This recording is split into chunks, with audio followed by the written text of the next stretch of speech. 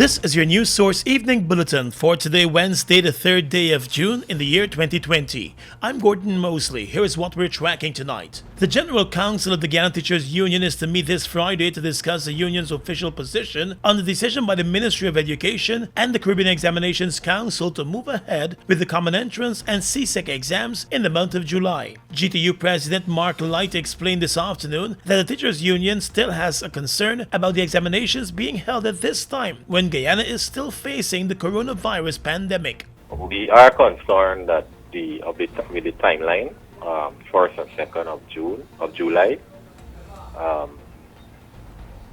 Firstly, with the psychosocial support that the children should receive prior to re-entering a school environment, coming in the midst of a COVID-19 pandemic, where much is not known about the virus, and to ask these little children to be placed in an environment where they may not be able to clearly understand the importance of social distancing and all the other protocols that relate to COVID-19.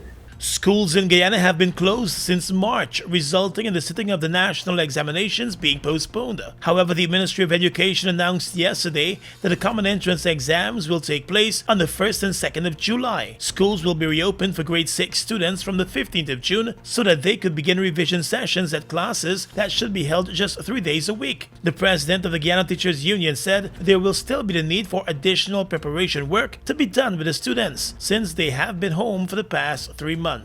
We are concerned of the fact that those children would need some preparation done with them prior to them sitting that exam. And so it would require for teachers and other school staff, including cleaners and the whole other group of persons, to be back in the school environment.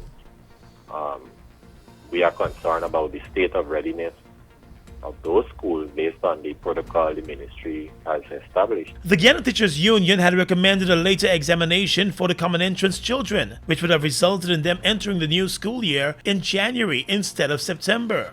We had initially proposed that the ministry treats January as the start of the new academic year, and therefore that would have given us sometime around October to do the national grade 6. With enough time for us to sort ourselves out as it relates to this COVID-19 pandemic, right? So we felt that we should treat the school as allowed to be reopened in September. Now we treat that as the third term that was interrupted in March.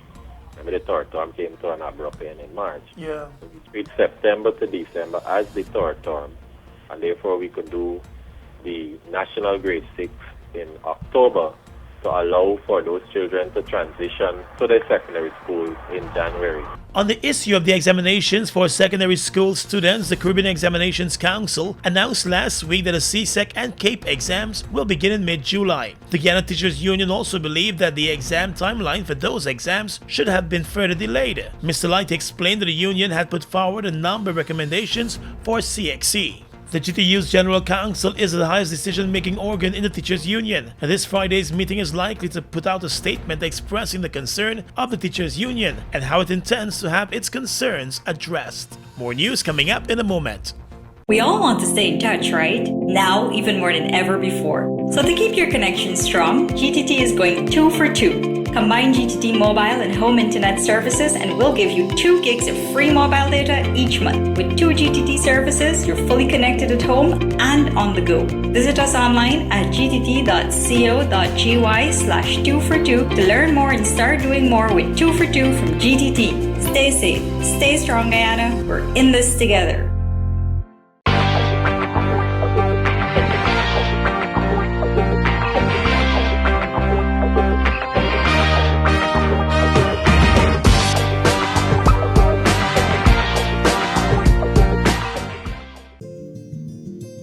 GBTI is your Guyanese bank, a bank that understands every customer's unique needs, opportunities, challenges, and financial concerns.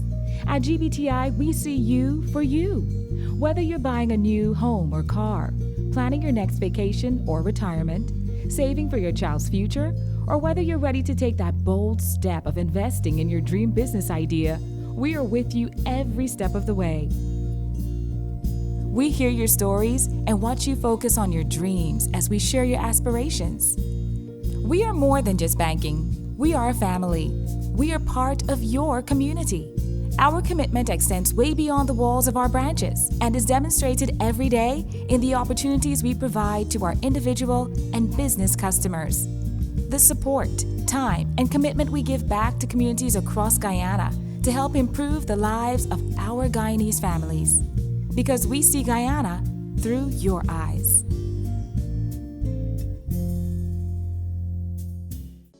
Parents and guardians, you are encouraged to tune in to the Guyana Learning Channel, Cable 29 or Channel 42 for daily educational and interactive learning sessions. The nursery program airs from 6 hours to 9 hours. Primary programs from 9 hours to 12 noon. We also air informative documentaries from 12 noon to 13 hours, and our secondary level programs are aired from 13 hours to 15 hours. Please continue to listen to our radio broadcasts. The interactive radio instruction for grades 1 to 3 daily on Voice of Guyana from 9 hours 30 to 10 hours for grade 1 pupils, from 10 hours 30 to 11 hours for grade 2s, and 13 hours to 13 hours 30 for grade 3 pupils. Please remember to tune in to benefit from these educational opportunities. A message from the Ministry of Education. Are you washing your hands correctly? Here are some tips on when and how to wash your hands. Step 1. Wet your hands with clean water. Step 2. Then apply soap. Step 3. For 10 to 15 seconds, lather your palms together. Always remember to pay attention to your fingers, especially your nails and tips. And don't forget the back and between your fingers. Step 4. Rinse hands with clean water for about 20 seconds. Step 5. Dry hands with a clean paper towel or tissue. But when should you wash your hands? After using the toilet, before and after eating, preparing or handling uncooked food, after playing with pets or caring for animals, after sneezing and coughing or blowing your nose, before and after changing babies or caring for others. Frequent hand washing or using a hand sanitizer with alcohol as an alternative will remove viruses and bacteria from your hands. A message from the Ministry of Public Health in collaboration with PAHO WHO.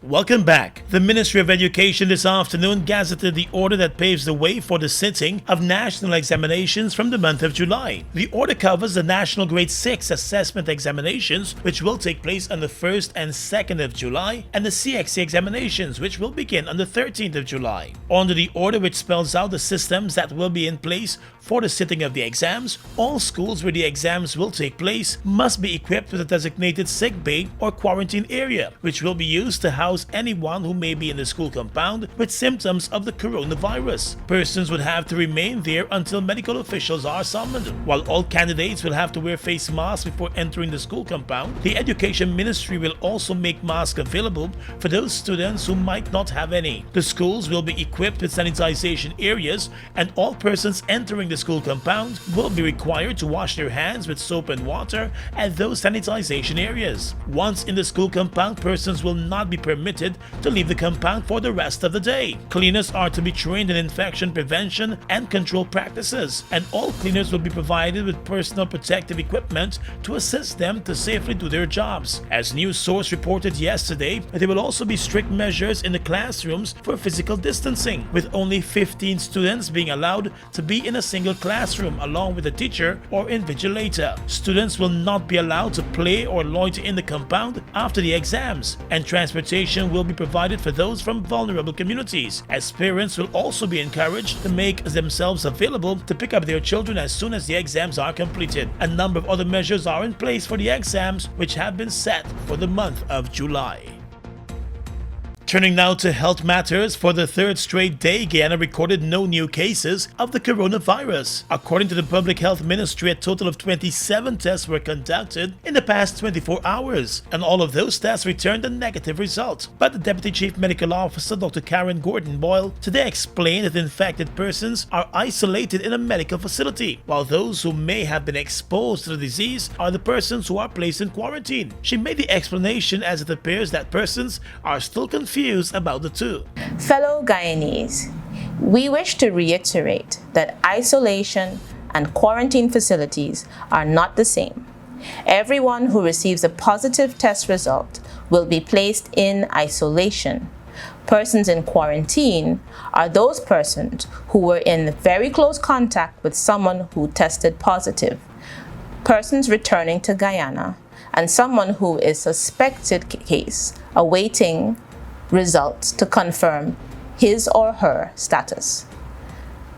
The duration of someone's stay in isolation is not fixed.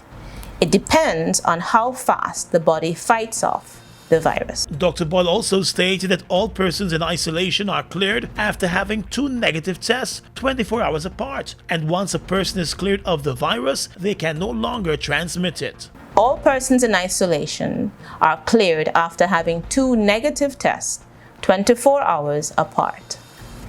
Persons who are cleared and allowed to go home are not infectious, which simply means that they cannot transmit the virus to anyone else because the virus is no longer active in their body. The Public Health Ministry has received complaints from persons who have recovered from the virus being ostracized and pointed out in their communities. One recovered patient recently complained that all of her neighbors have stopped talking to her and would point her out to other persons in the area, calling her the Corona Lady. The Public Health Ministry said there should be no stigma and discrimination, as the coronavirus has proven it does not discriminate against anyone.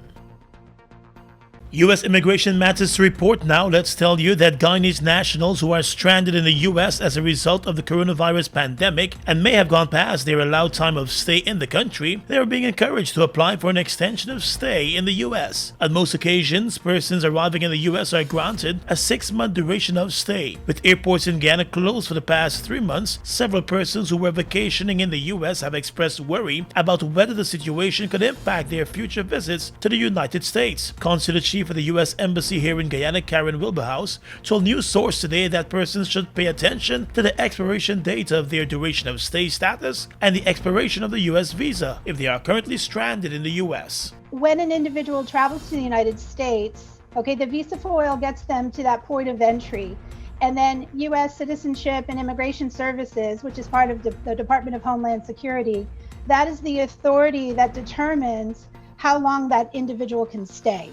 And so on average, USCIS will place a date in that individual's passport that is 6 months, but it's up to the discretion of the officer. So I do encourage all of your listeners to pull out their passports and take a look and see what that admit date is, because it's often 6 months. If the individual is in the United States and it is not yet to that point of expiration, then they're fine. And when they return back to Guyana on the first available flight in the future, should one of our consular officers, ask them about their stay, if they explain that they were caught out during the pandemic, it's a perfectly understandable explanation during this period. Now, if a person has been in the United States and is approaching that 6-month mark, or is exceeding the stay, beyond their admission date, then they will have to contact U.S. Citizenship and Immigration Services. Expert in non-immigrant visa at the U.S. Embassy, Maxine Fredericks, explained that once a person seeking an extension of their stay in the U.S. goes to the website of the U.S. Immigration and Citizenship Services, they will be guided on how the process could proceed. What the applicant can do is, as Karen indicated, they can go on uscis.gov and they can click on forms, and the form number for an extension of stay, that is the I-539. So when they click on that, it has all the details relating to the fees that is attached to that application form. In relation to immigrant visas, or permanent visas as they are known, persons who are stranded in Guyana and have not yet traveled on one of those visas should contact the embassy and make arrangements for a new medical to be done and for a new visa to be issued. They can do so by signing into that visa site. So the immigrant visa is valid for 6 months. And so what I would encourage all of those immigrant visa holders to do is to take a look at the date of their visa, the date that it was issued, and it is valid for 6 months. So they need to travel within a 6-month period. The other important date that they need to look at is the date of expiration for their medical exam, because that's really, those two documents together are what, what would determine whether or not an individual would need to come back into us and have their visa reprinted. If the 6-month period did expire, then we encourage them to contact us at visageorge@state.gov in order to discuss what's involved with reapplying. The U.S. Embassy is currently closed to visa services. The U.S. government will decide on a reopening date. However, persons with questions are encouraged to contact the embassy through its website or social media pages. Election matters to report now. From Thursday, all 12 of the workstations being used for the recount of votes will go to District 4, which will become the only outstanding region to have all votes recounted once a recount for Regions 6 and 10 are completed early tomorrow. 84 boxes were completed today in the recount process, leaving just over 300 more boxes to be counted, with the vast majority of those boxes from District 4. It is likely that the recount could be completed ahead of the recently extended deadline of June 13. Once the recount is completed, a tabulation report and the report on the process will be completed by the Chief Elections Officer and submitted to the Elections Commission. The APNU-AFC coalition continues to raise questions about the credibility of the elections as it points to electoral fraud. The coalition has provided the Elections Commission with additional information on votes being cast in the names of persons who were reportedly out of the country on Elections Day and persons who are dead. On the police blotter, a post-mortem examination conducted on the body of the 61-year-old woman who was found murdered in her Atlantic Gardens home 2 days ago has confirmed that she died from multiple injuries to the body. The woman reportedly suffered fractured ribs, brain hemorrhage, and blunt trauma to the head and body. Investigators suspect that she was badly beaten to death. Sati Bikhari was heard by neighbors screaming out for help and murder at her Atlantic Gardens East Coast Demerara home. The neighbors contacted the police, who arrived promptly, but were forced to break into the house after a man who was spotted in the house refused to open the doors. When officers finally made their way into the house, the woman's body was found lying on the floor, while the man was found hiding in the ceiling. He was arrested and remains in custody, with charges to be filed against him shortly. He was known to the woman, and neighbors said he visited her regularly. But on the day of the murder, the two were overheard having an argument. Bikhari lived in Canada but returned to Guyana a few months ago on vacation. She extended her stay after the COVID-19 measures took effect, and she also started to complete repairs to her home. Across the Region is coming up next. Wondering how you can access free learning materials for your children? Parents and guardians, please visit the Ministry of Education's website at www.education.gov.gy to access textbooks, past papers, and practice tests to keep your child engaged in continuous learning. When you have accessed the site, go to the Students tab, wait for a second, and choose the appropriate option. You now have access to the resources you need. You are encouraged to take advantage of this opportunity as we strive to provide the best education for the nation's children. A message from the Ministry of Education. They've made a positive impact on the heavy-duty transportation industry in Guyana since they've arrived. Guyanese are amazed at their power, durability, efficiency, and superior handling capabilities. These are brand new trucks, manufactured in partnership with German, Italian, and French companies. They have a powerful reputation for operating under very adverse Guyanese conditions and come with full after-sales service and spare parts. They're the most sought-after trucks today, with over 500 units in Guyana, and they're available in over 100 countries, including South America and the Caribbean. Be smart. Buy brand new ST Howo trucks today. Call 608-4998 and arrange for an inspection at ST Truck Guyana Incorporated, Block B, Public Road, Covenant, East Bank, Demerara. We are legions of men standing strong, but never too proud to stoop and help someone. We must send a clear signal to all. Do right. Walk in upright ways, knowing that's what being a man is all about. And ever aware that things will only get worse when good men do nothing. Stand strong. Be the one to live right. Falls, a trademark of China's Zhanghao Incorporated, located at Land of Cane in East Bank, Demerara, was incorporated in April of 2013, with over 10 billion Guyana dollars invested in a state-of-the-art 100,000 barrel fuel storage facility. a modern service station, an office complex, and a modern wharf that can berth international vessels. Having no association with any other fuel company, Falls imports its own fuel, which meets quality specifications, has all the legal permits, and is in compliance with international requirements. Its bulk facility can load 8 trucks simultaneously at a rate of 1,000 liters per minute, while the service station can service 12 cars at a time using computerized fuel pumps, which can facilitate the use of ATM cards. Through its professional team of mostly Guyanese, Falls wholesales and retails fuels to the public, including farmers and miners, and will continue to positively contribute to Guyana by providing quality products, service, and attractive prices. Try Falls today for all your fuel needs. We can reduce the risk of contracting viruses by strengthening our immune system, and one way of doing this is by eating as healthily as possible to support optimal immune function. Micronutrients essential to fight infection include vitamins A, B, C, D, and E, and the minerals iron, selenium, and zinc. Here's what we need to know about the foods we can eat to get them. Vitamin A is found in fish, egg yolks, cheese, nuts, seeds, whole grains, and beans. Vitamin B9 folate is abundant in green leafy vegetables, beans, nuts, and seeds, and it's also added to a lot of the flour that we use in Guyana.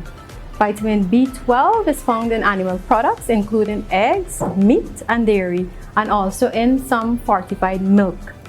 Vitamin C and vitamin E helps to protect our body when we're fighting an infection. Good sources of vitamin C include oranges, lemons, limes, tomatoes, and cherries. In Guyana, one of our cherry has the amount of vitamin C needed for the entire day for a person. Vitamin E is found in nuts, green leafy vegetables, and vegetable oils. Although sun exposure allows the body to produce vitamin D, food sources including eggs, fish, and some milk and margarine brands may be fortified with vitamin D, meaning some extra has been added. Most people need just a few minutes outdoors most days to get enough of the vitamin D needed. And beyond diet, there are other measures you can take to stay as healthy as possible. No smoking, reduce the intake of alcohol or none at all, exercise every day, and sleep and rest well. And please remember to reduce your intake of sweetened and carbonated beverages and drink lots and lots of water.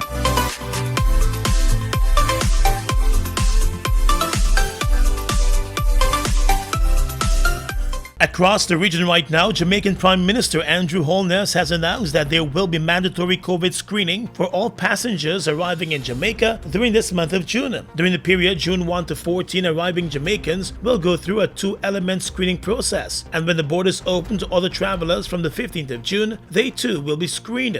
The Prime Minister said screening is not optional. The first element is the temperature check and the observation for symptoms. He referred to the second element also as the risk-based screening, which includes the interrogation of passengers about their travel history. The Jamaican Prime Minister said based on their risk profile, incoming nationals may be required to be quarantined in a state facility if necessary. However, he said all nationals entering Jamaica up to the 14th of June will be tested by providing a sample through a nasal swab. The Prime Minister said nationals assessed at low risk will be ordered to stay home for 14 days but not quarantined. Others may be quarantined or isolated.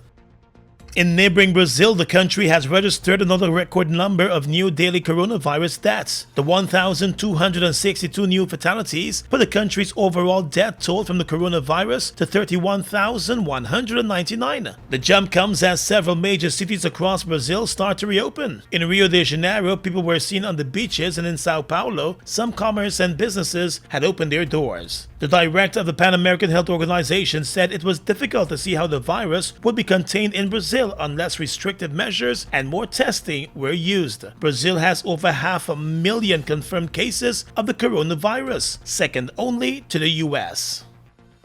And finally, at this time, international news. The United States is to ban passenger flights from China from the 16th of June, in the latest sign of tensions between the two economic giants. The Department of Transportation said it was punishing Beijing for refusing to let US flights to China resume following the coronavirus outbreak. In recent weeks, the countries have sparred over the pandemic and China's policies in Hong Kong, but Washington said it would continue to engage on the air travel issue. The Department of Transportation order applies to 4 Airlines, Air China, China Eastern Airlines, China Southern Airlines, and Hainan Airlines. It needs final approval from the US President Donald Trump, who has repeatedly accused China of engaging in unfair trade. And that's your News Source Evening Bulletin for tonight. I'm Gordon Mosley, reporting.